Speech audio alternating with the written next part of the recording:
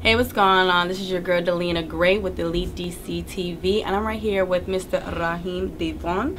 So how you doing? I'm doing good, Elena.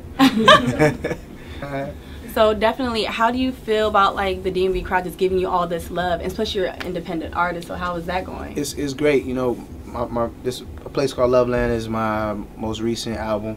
You know, to date, it's my first independent release as a major recording artist. You know, I started out in the independent world, and to be able to go back to that world and have anywhere from 50,000, 250,000 fans that I know will invest in my music, you know what I mean, and support my brand.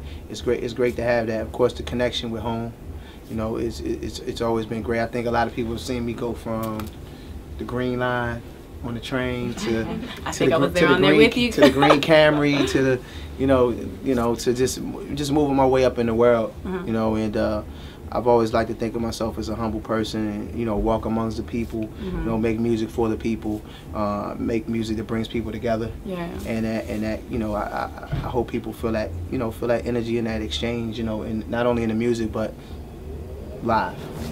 So what made you want to title that? What A Place Called Loveland? With just for the lady? Love is the highest frequency. You know what I'm saying? And probably the strongest weapon you can have, on your side. You know what I mean? Was it from like experience-wise, or?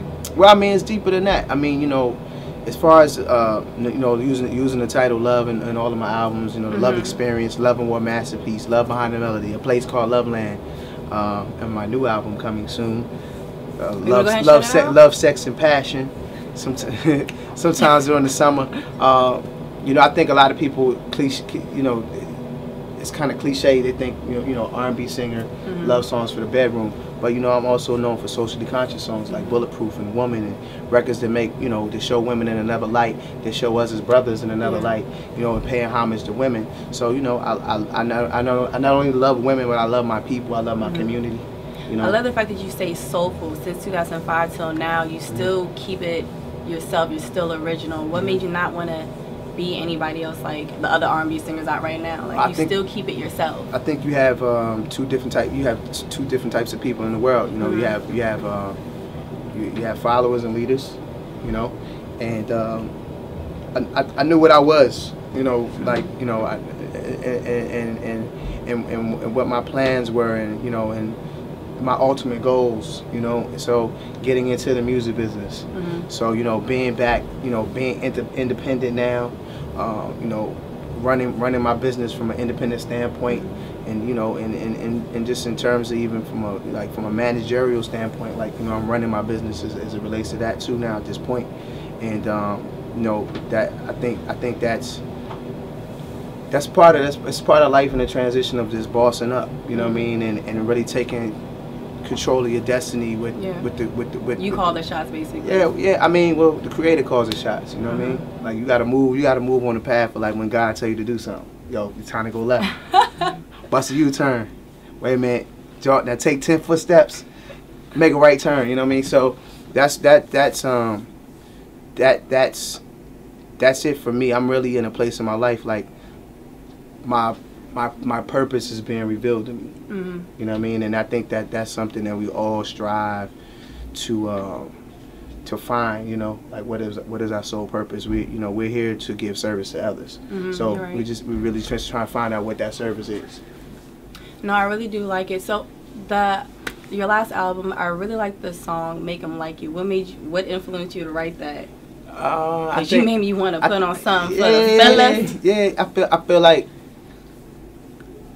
like that's kind of my knack and what I'm known for, and so now I can't have like an album out and I had that one record. I think I can't have that one record where for the first album I think it was like You, and then when I did my second album, I remember going in at the time the A&R Jeff Finster and me saying, "Hey man, the album's done."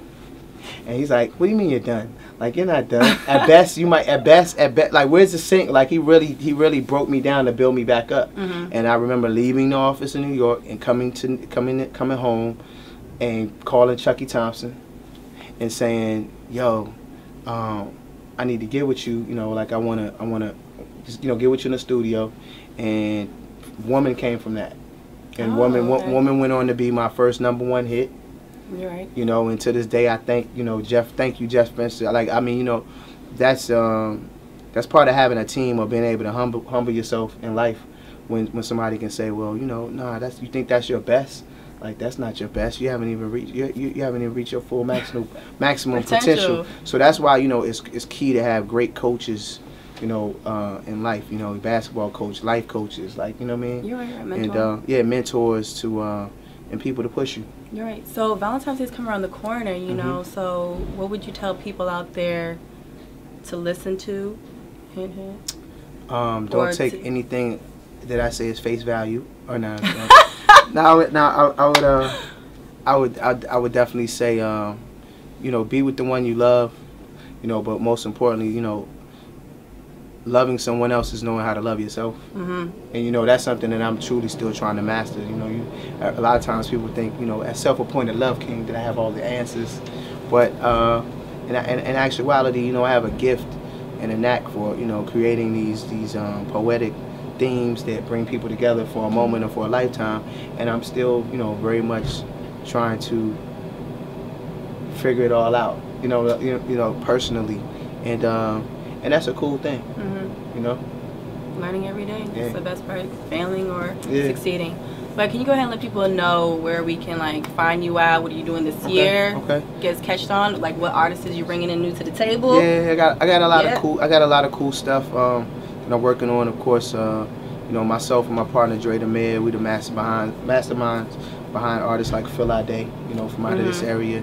We have a new exciting artist, Chaz French, that who just performed at the Howard Theater not too long ago and tore it down. Lot of cool stuff we're working on and developing. I have an album that I've been working on with Snoop for the last couple of years, off and on. Okay, Big Unk. Yeah, we're developing a film that kind of be the. All right, I can't wait to hear. I cannot wait to hear that. Music be the soundtrack to the film, so that I'm looking forward to that. I would love for that to be able to be something that comes out, within the next 12 months or so. Of course, my 5th album. Okay. I wonder what. which will be which is a part 2 to A Place Called Loveland. So that's the album great. will be. It's like a movie. Yeah, another series. Yeah, it's like a sequel. So first I brought you A Place Called Loveland. Now I'm about to take you to Love, Sex, and Passion. I was just thinking, man. I was like, I hope it's gonna be called In the Bed. Yeah. Yeah. So definitely, I'm looking forward to dropping Love, Sex, and Passion late summer, early fall. That's what's up. Just enjoying the ride. I started my nonprofit recently, the Love Life Foundation. Oh, that's which we're going to be doing a number of cool things, not only in the DMV area, but as well as Johannesburg and South Africa and Ghana as well. So. It's time for me to see the world. I'm in a very selfless state of mind, where I can't wait to just give out, raise a lot of money and do some real cool things, in my immediate community. That's good. And showing, there's kids that haven't never been out of Hanover, yet alone to Laurel, Maryland. And we're gonna take some kids from Hanover. We're gonna take some. We're gonna take some kids from Southeast. But I also want to take a parent, and then we go to Johannesburg. Oh, you know what I mean? Or we go to you know what I mean? We go to Ghana and just show them.